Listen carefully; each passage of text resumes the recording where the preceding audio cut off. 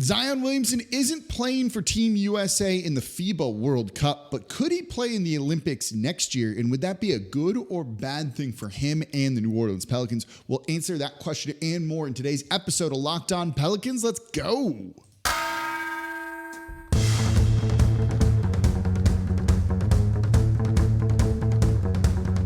You are Locked On Pelicans, your daily New Orleans Pelicans podcast. Part of the Locked On Podcast Network, your team every day. Welcome to another edition of Locked On Pelicans, the daily podcast covering your favorite team, the New Orleans Pelicans and NBA, part of the Locked On Podcast Network, your team every day, available wherever you get your podcasts and available on YouTube. I'm your host, Pelicans Insider, credential member of the media, Jake Madison, at NOLA Jake on Twitter. Here with y'all on this Wednesday, another episode of Locked On Pelicans. We're going to be looking at Zion Williamson on Team USA, what that would mean, and what if, as we do on Wednesdays in the offseason, what if Zion played on Team USA and kind of game it out a little bit? Then I want to look at JaVale McGee, waived by the Dallas Mavericks. A lot of y'all are like, I want him. Well, guess what? I don't. And I'll tell you why you don't want him either. And then we'll look at FIBA. Team USA winning the other day. Brandon Ingram struggling. They're playing at like 3-something this morning. It's probably over by the time you're watching the show. We'll talk about that in the live show Thursday at 6 p.m. Central. I've got to bump it up an hour to do another podcast that I have right after that with somebody. So we are going to be going live at 6 p.m. Central on Thursday instead of the usual 7 p.m. So make sure you don't miss that. And thank you for making Locked On Pelicans your first listen today and every day. If you want to support the channel, become an everydayer. Listen Monday through Friday, Monday, Wednesday, live show Thursday. We're having a lot of fun here in the offseason. We're going to keep it going. It's about 3 more weeks of 3 days a week, and then we'll be back to 5 before the start of training camp. For your second listen today, go check out Locked On Saints. Saints regular season is just around the corner. Host Ross Jackson breaking down everything black and gold. It's on this weekend. Dude's awesome. I love him. So let's get into it. Zion Williamson not playing for Team USA in the FIBA World Cup. And why he's not playing is kind of a question, and I don't think it truly matters. This was invite only, so either he wasn't invited or he was invited and turned it down. No matter what, he's not playing. It's kind of disappointing either way, but I could see them not inviting him given it was just 29 games and who knew if he was going to be healthy or what have you.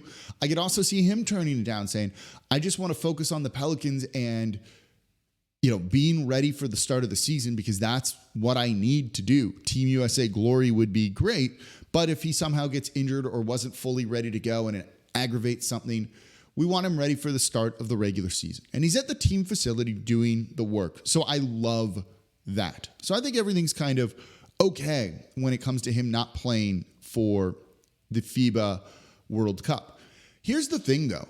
I could see him making the Olympic team next year. The FIBA World Cup for, I think most countries is kind of like the second trophy you want to go for, with the Olympics and the gold medal there being the number one thing. The Team USA squad we have now, I think will get reshuffled a little bit and you'll see bigger names added because they want to play. Could Anthony Davis do it right and be the starting center? Could Zion Williamson make it? Damian Lillard, others who want to go and chase that Olympic gold medal because you really start to see stars play in that tournament versus just the FIBA World Cup. So this is an opportunity, I think, for Zion Williamson, if he makes the squad, to be in a very good position to actually help the Pelicans more. Yes, you want him on Team USA in the Olympics next year. And this goes back to Stan Van Gundy. He was on the green light with Chris Long about in the beginning of the year. And he had a quote there that says, when I got the job, I called Coach Krzyzewski at Duke. I remember him saying to me about Zion, Stan, the best way to get Zion in shape and get him ready is he needs to play. He needs to scrimmage in practice. He needs to play in games. He needs to play. Well, you know what's going to make sure Zion is international play in the USA? If we want Zion Williamson coming in the best shape of his life, being kind of in the best form of his life, the basketball shape, well, I think it's probably by playing for Team USA. Working out at the facility is one thing, but if this is a guy who needs kind of like live reps, game reps, those sorts of things, get him on Team USA. have a big season this year and make sure there's a push to get him on that Team USA roster for the Olympics next season. So what if? What if he has a good enough year, is healthy enough this year to be on the Olympic squad next year? What's it mean? Well, there's two sides to this. There's the Team USA side and then the Pelicans side of things. On the Team USA side, he's kind of made for FIBA rules, I think. It's much more physical than the NBA, and he's a guy that handles physicality very well. You know, we remember him in preseason, his first preseason, barreling into Rudy Gobert and launching Rudy Gobert back like 5 yards. Most people don't do that. And in FIBA, where you can kind of camp under the basket, no defensive 3 seconds to try and take away the rim, Team USA needs a guy that can finish like him around the basket that's a big man, with that kind of touch that can contort his body and get around guys with the agility that he has and score. And if there's contact, it's a strong dude. It'll be fine, I think. So getting him on Team USA, I think, would be a great thing for helping their chances just win the gold medal in the Olympics. And when you look at this squad with the amount of shooters that they have on it, particularly with that second unit, I would love to see him and like 4 shooters and like 2 ball handlers all around him. So when they do try and take away Zion Williamson, you kick it out to one of them. Then they move the ball to the open shooter, something like that. It just feels like it would work. So coming off FIBA, we're still in the what-if phase of this, right? Coming out of FIBA, he goes to the Pelicans and is ready to go for the start of, not next year, the year after that. And maybe that elevates the Pelicans a little bit further, with Zion firing on all cylinders because, according to Coach K, he needs to be playing and did over the summer with Team USA in the Olympics, the practices, right? The scrimmages, the international friendlies that they play.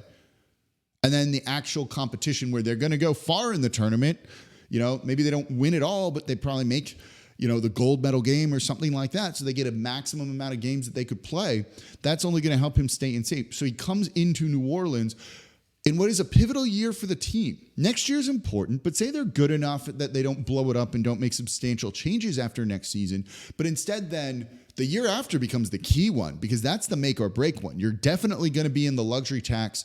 Maybe not this coming season, but the year after. So you need to make the most of that year. And Zion having a summer of international play, international practices around other NBA players is going to make him the best version of himself in probably the most critical year for the Pelicans. That's only going to help their chances of making sure they pay the luxury tax and be as competitive as possible. So I love the idea of him playing for Team USA in the Olympics. Because it would be cool to see him on the international stage, and I think he would thrive in it. And 2, it's good for New Orleans. Got the shirt on today, right? There we go. So we want to see him doing all of that. And so I think getting him on the Olympic team and a push for that would be really important. It's going to depend on him this year. And I think he's hopefully laying the groundwork for that to be the case. Because if he's on the Olympic team, he's going to be in shape coming into the year. He's got a gold medal. It probably adds something to him. I think it's, raises profile even more. Only going to be a good thing if that were to be the case. So I'm excited for Zion Williamson being in the Olympics. What if? Well, only good things if that is what ends up happening. What if the Pelicans sign JaVale McGee? We're not going to do that. They shouldn't sign JaVale McGee. I'll give you the reasons why. That's coming up here next in today's episode of Locked On Pelicans. Before we get to that, though, today's episode of Locked On Pelicans is brought to you by FanDuel. Get ready for the NFL season with incredible offers from FanDuel, America's #1 sportsbook. Because right now, new customers can bet $5 and get $200 in bonus bets guaranteed. All you got to do is create an account, bet $5, and you're going to get $200 in bonus bets. And if you're an existing customer and you want something too, they've got you covered, because all customers who bet $5 will get $100 off NFL Sunday Ticket from YouTube and YouTube TV. So you can watch all the NFL that you want then just by betting $5 and getting it $100 off. So now is the best time to join FanDuel. The app is easy to use and you can bet on everything from spreads to player props and more. So visit FanDuel.com/lockedon and kick off the NFL season with an offer you won't want to miss. FanDuel, official partner of the NFL. And thank you for making Locked On Pelicans your first listen today and every day. We're here Monday, Wednesday, Thursday, today, or this week's live show is an hour earlier, 6 p.m. Central instead of 7, so that I can go on another podcast right after that. It's going to be a lot of fun. I'm excited that things are starting to ramp up. A couple more weeks of being 3 days a week, and then we're back to 5 days a week. The #1 Pelicans podcast covering everything you want. So make sure you come to the live show tomorrow, Thursday at 6 p.m. Central. Ask your questions. We'll answer them. We'll probably talk some JaVale McGee. We'll probably talk Brandon Ingram on Team USA. Look at everything going forward. And we'll talk a little bit more FIBA in the third segment of today's show because Canada is good. Canada's really good. I want to just talk about them because they've been really, really fun to watch. But right now, I know you're all wondering about it. JaVale McGee, waived by the Dallas Mavericks. Should the Pelicans go after him? They have a need for a backup center, right? Not so much, I don't think. I think when you look at this roster right now, it's more or less set. The starter is going to be Jonas Valanciunas. Actually, we will talk about him in tomorrow's live show. He maybe wants an extension. Is that something the Pelicans should do or not do?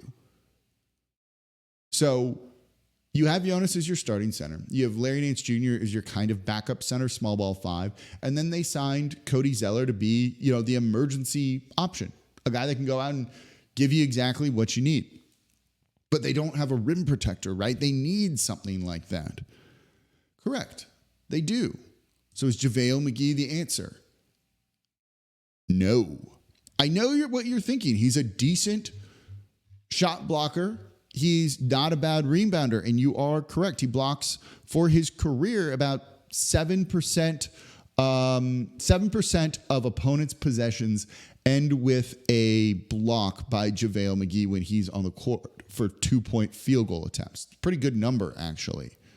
He's a above average to good rebounder. Probably you'd call him a good rebounder, particularly with his size. And he'd come cheap, right? He'd come in on the veteran minimum, which for him likely would be $2.72 million. For a guy that could give you some limited minutes, could do worse, right?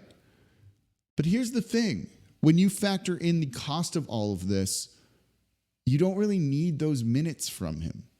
So if he comes in at that 2.72 veteran minimum, the Pelicans, who are already $2.9 million over, are now, or into the luxury tax, not over, but into the luxury tax, are now $5.62 million into the luxury tax. They still can get under by purely dumping Kira Lewis Jr., who's making $5.72 million next year. But that's barely any breathing room. It's $100,000 away. That works, but it's going to limit other moves the Pelicans could make. Right now, if they dump Kira, you can maybe take a little bit more salary back in another trade. If you sign JaVale McGee, then you can't really do that. And you're kind of committing to him being the guy on your roster, right? Like that's the trade you would make. Instead of making a trade, you just sign JaVale McGee. I don't love it from that perspective. Again, I think the team should pay the tax every year. That's not realistic, though, so we can't look at it through that lens. So if we're looking at them paying the tax this year or not, I don't want them paying the tax for JaVale McGee. Not for a 35-year-old who's not going to play significant minutes. He played 8.5 minutes last season for the Dallas Mavericks. The year before that with Phoenix, 15.8. The year before that in Denver, 13.5. This is not a guy that you can give 20 minutes a game to. That's not something that he can do. For his career, he's averaged 16.6 minutes per game. This is not someone that you give significant minutes to whatsoever. And when you look at him in the postseason, he's a guy that plays very few minutes anyway. That's not worth the other stuff that you have to deal with to sign. I don't care about the blocks or anything like that. It's just not worth that when you look at it in terms of everything else you have to deal with, because it's not just signing JaVale McGee. Here's the other thing, though. They don't just need a dude who only blocks shots. Yeah, they need more rim protection. I agree with you there. But you can't just go, okay, we're going to put a player out there on the court who only blocks shots and gets some rebounds, to be fair to him, and does nothing else. That doesn't work. Because if you put him out there with Zion Williamson, teams load up more on Zion Williamson because JaVale McGee isn't a threat to score anywhere at this point in his career. Valanciunas, yeah, you get him the ball, he can beat you up inside. He can even hit threes on the perimeter. Jared Allen's out there, let's say, blocking shots, grabbing rebounds, and is a lob threat to be able to score without the ball in his hands and not be a high-usage guy. That's why we like him better than Valanciunas, or in theory. Miles Turner shoots threes. Okay, that works. There's no way it makes any sense with JaVale McGee. If you need someone to just block some shots and get some rebounds, when he doesn't block that many shots because he's playing so few minutes. He averaged 0.6 blocks per game last season. Right? If you could play him 40 minutes a game and he was blocking more than that, that'd be great. But he doesn't, you can't do that. That's not how it's going. You know, per 36 minutes, his career block number is 3.1. It's great, right? 3.1 blocks per 36 minutes. If you play, and that's how many minutes a starter averages. That's wonderful. But he doesn't do that. So his blocks per game is 1.4 for his career because he plays less than half of 36 minutes per game. So you don't need to go and sign a guy that's going to give you 8 to 9 minutes per game and not even get you a full block per. No.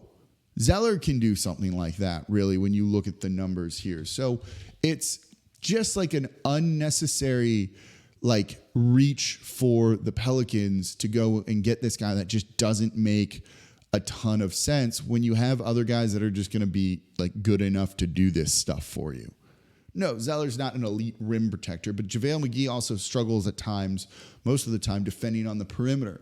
So it makes him unplayable in certain situations, just like they don't play Jonas Valanciunas during those times too. So it makes no sense to me to sign JaVale McGee. You know, if they had tons of money, tons of room, cap space, whatever, not close to the luxury tax, yeah, different story. But that's not the situation here, and you need to factor in the actual circumstances around this Pelicans team. And that kind of just leads me to being like, no, not for this guy. I don't know if they really should sign anybody right now. You know, should they have not signed Cody Zeller and waited for JaVale McGee? I think they like the kind of the veteran presence that Cody Zeller is going to give over JaVale McGee, who at times, I don't want to say he's a bad locker room guy. I don't think he is. But doesn't have the best reputation necessarily around the league with that sort of stuff. So, no to JaVale McGee. Saying, as it says here on the rundown on today's show, right? Say no to JaVale McGee. So here's my question to you, and I'll really look at the comments today on YouTube about this. Did I change your mind if you originally wanted JaVale McGee? Or are you still like, nope, they need to go and sign him and they need to just figure it out and sign JaVale McGee? $5.62 million into the luxury tax then if you sign him on the vet minimum. That's if you get him on the vet minimum. I don't love that. I don't love that at all.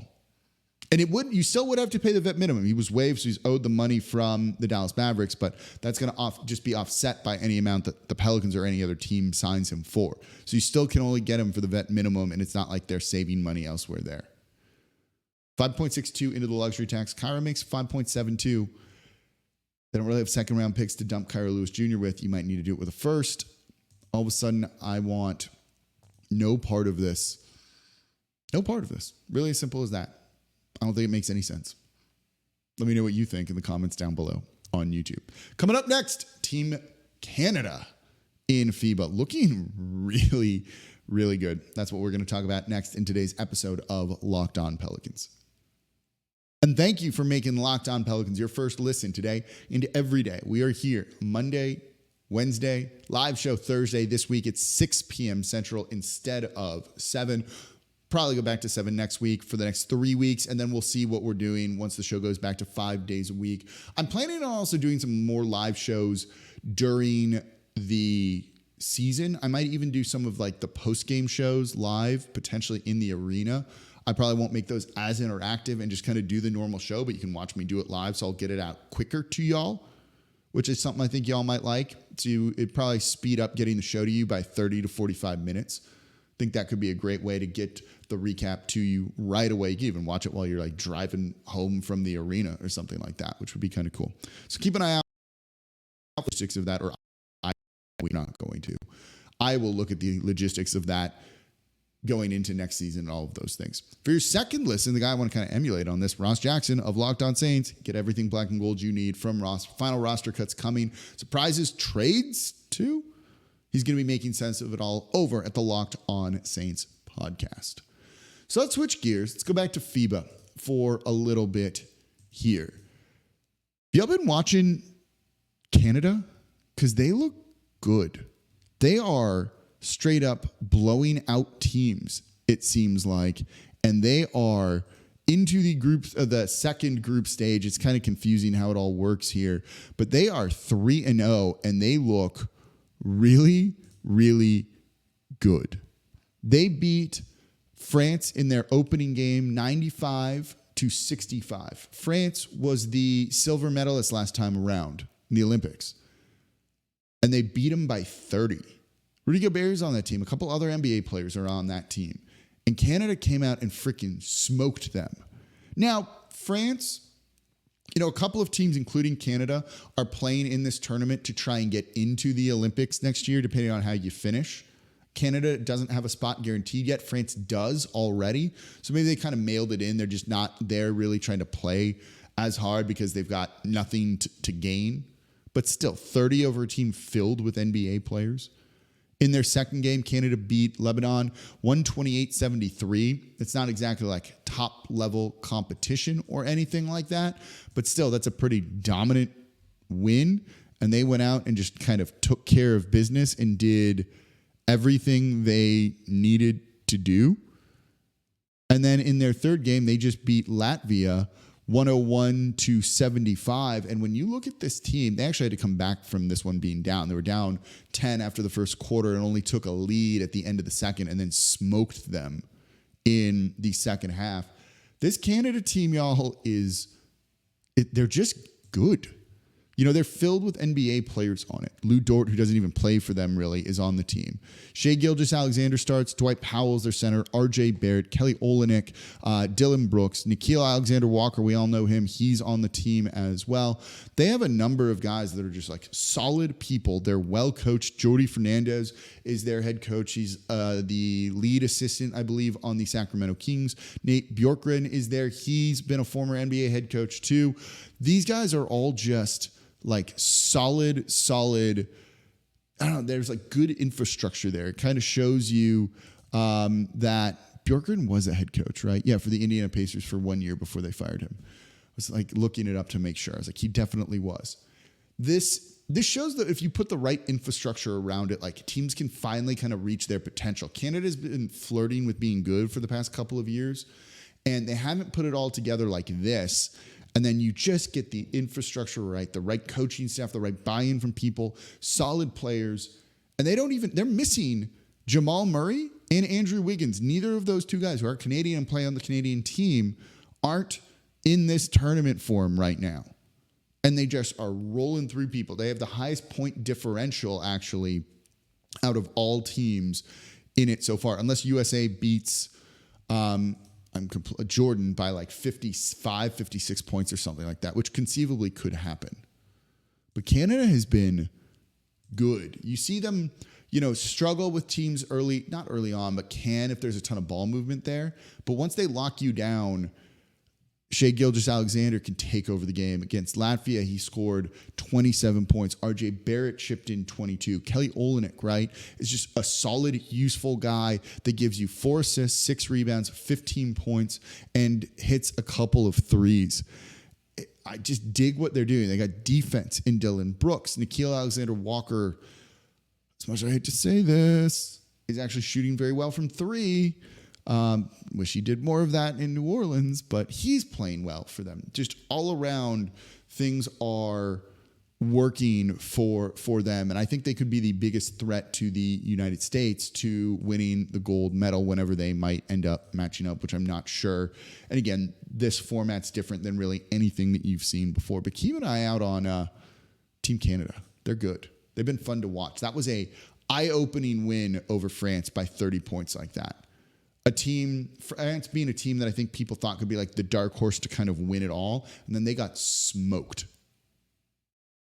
Yeah, there's something there. There's something there with that team. So tomorrow, live show, 6 p.m. Central. We will look at Brandon Ingram's struggles. We'll have seen finally all the group play games for Team USA. I'm not waking up at 3:30 in the morning to watch this one, so I will catch it later and we'll talk about it Thursday. I'll answer your questions live. I want to talk about Jonas Valanciunas and him wanting a contract extension, trying to commit to the Pelicans. All of that sounds great to me. Let's break it down. Your questions. Let's hang out. Let's have fun.